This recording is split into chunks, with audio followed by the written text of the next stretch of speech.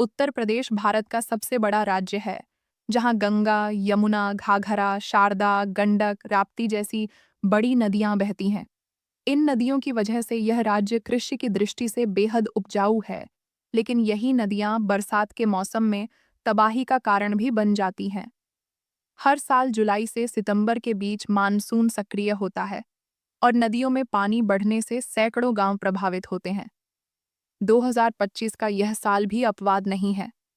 भारी वर्षा, पहाड़ी इलाकों से बढ़ा हुआ जल प्रवाह और स्थानीय जल भराव ने मिलकर उत्तर प्रदेश को बाढ़ की चपेट में डाल दिया है।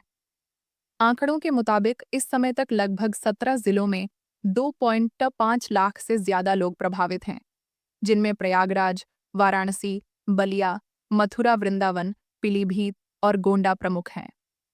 इस साल की बाढ़ की शुरुआत कैसे हुई? जुलाई के अंतिम सप्ताह से लेकर अगस्त और सितंबर के शुरुआती दिनों तक उत्तर भारत में लगातार बारिश हुई।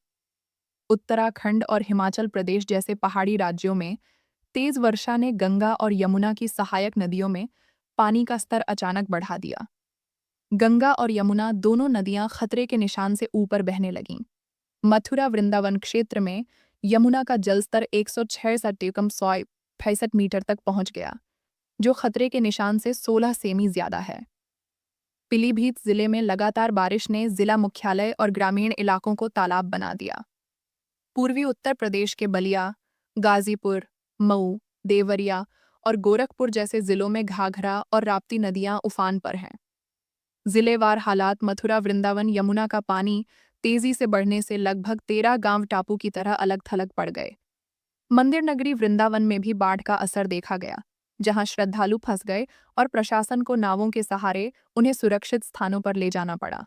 पीलीभीत लगातार बारिश के कारण यहां सरकारी कार्यालय बंद करने पड़े। कई स्कूल कॉलेज भी जलभराव के कारण बंद हैं। सड़कों पर 2-3 फीट पानी जमा हो गया है। प्रयागराज गंगा और यमुना दोनों ही खतरे के निशान से ऊपर बह रही हैं। संगम क्षेत्र पूरी तरह पानी में डूब चुका है। हजारों परिवारों को राहत शिविरों में भेजा गया है। वाराणसी काशी विश्वनाथ मंदिर के आसपास के घाटों पर पानी भर गया है। 80 घाट, दशाश्वमेध घाट और राजघाट सभी डूबे हुए हैं। घरों और दुकानों में पानी घुसने से व्यापार बुरी तरह प्रभावित है।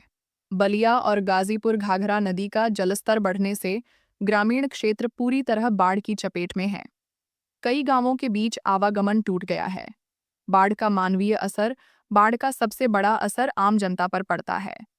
हजारों परिवारों को घर छोड़कर ऊंचे स्थानों पर बने राहत शिविरों में शरण लेनी पड़ी। पशुधन, जो ग्रामीण जीवन की रीढ़ है, बाढ़ में बह गया या बीमार पड़ गया। धान, गन्ना और मक्का जैसी फसलें पूरी तरह बर्बाद हो गईं। छोटे दुकानदारों और मजदूरों की रोजी रोटी ठप हो गई है। कई गांवों में लोग नावों पर रहकर जीवन काट रहे हैं। बच्चे पढ़ाई से दूर हो गए हैं। महिलाएं और बुजुर्ग राहत सामग्री के लिए प्रशासनिक मदद पर निर्भर हैं। सरकार और प्रशासनिक प्रयास: उत्तर प्रदेश सरकार ने दावा किया है कि 980 बाढ़ चौकियां फ्लड पोस्ट बनाई गई हैं। 550 नावें और मोटरबोट लगातार राहत और बचाव कार्य में लगी हैं। अब तक लगभग 3700 लोग राहत शिविरों में शिफ्ट किए जा चुके हैं। हर जिले में कंट्रोल रूम और हेल्पलाइन नंबर सक्रिय हैं। मुख्यमंत्री योगी आदित्यनाथ ने अधिकारियों को राहत कार्य तेज करने और किसी भी लापरवाही पर सख्त कार्रवाई की चेतावनी दी है। राजनीतिक और न्यायिक प्रतिक्रियाएं: सुप्रीम कोर्ट ने कहा है कि यह बाढ़ और आपदा हमारे अत्यधिक वनों की कटाई और पर्यावरणीय असंतुलन का सबूत है। अदालत ने केंद्र और राज्यों से जवाब मांगा है। बीएसपी सुप्रीमो मायावती ने कहा कि सरकारों को प्रभावित परिवारों की ईमानदारी से मदद करनी चाहिए और केवल घोषणाओं तक सीमित नहीं रहना चाहिए। विपक्ष लगातार सरकार से मुआवजा और तेज राहत कार्य की मांग कर रहा है। भविष्य की चुनौतियां: उत्तर प्रदेश में बाढ़ केवल प्राकृतिक आपदा नहीं है, बल्कि यह एक सामाजिक आर्थिक संकट भी है। कृषि संकट: हर साल धान और गन्ने की फसल डूबने से किसान कर्ज में डूब जाते हैं। स्वास्थ्य संकट: बाढ़ के बाद डायरिया, डेंगू, मलेरिया जैसी बीमारियां फैलती हैं। पलायन: हर साल हजारों परिवार बाढ़ प्रभावित क्षेत्रों से पलायन करने को मजबूर होते हैं। सामाजिक असर: शिक्षा बाधित होती है। गरीब वर्ग सबसे ज्यादा प्रभावित होता है। समाधान और संभावनाएं। नदियों के किनारे मजबूत तटबंध और बैराज बनाने की जरूरत है। जल प्रबंधन और बांधों से पानी छोड़ने की नीति को वैज्ञानिक ढंग से लागू करना होगा। बाढ़ प्रभावित जिलों में स्थायी राहत शिविर और स्वास्थ्य सुविधाएं होनी चाहिए।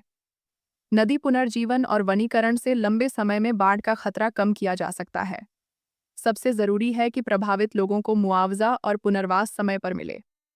निष्कर्ष 2025 की बाढ़ ने एक बार फिर यह साबित कर दिया कि उत्तर प्रदेश को हर साल आने वाली बाढ़ से निपटने के लिए दीर्घकालिक और ठोस नीति बनाने की आवश्यकता है।